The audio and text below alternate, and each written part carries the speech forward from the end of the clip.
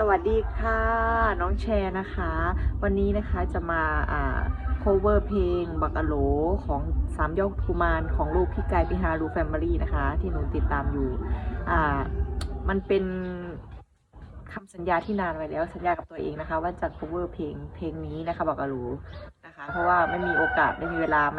มันนึกคิดได้อยู่ตลอดเลยว่าตัวเองยังไม่ทำนะคะมันหลายปีผ่านมาแล้วนะคะก็เลยจะมาทำตามสัญญาให้หายแบบหายข้องใจกับตัวเองนะคะเขาเรียกอะไรค่ะก็เป็นเล็กๆน้อยๆนะคะพอแบบให้เป็นทำตามสัญญานะคะ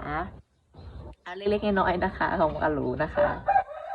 ขอจันทร์ถึงอาทิตย์ให้เธอคิดถึงแต่หน้าเราฝากจันทร์บอกเขาเราขอเบอร์โทรโอฮะโอฮะโอฮะโอขอบักอะโลให้เจ้าแน่เด้อโอฮะโอฮะโอฮะโอขอบักอะโลให้เจ้าแน่เด้อ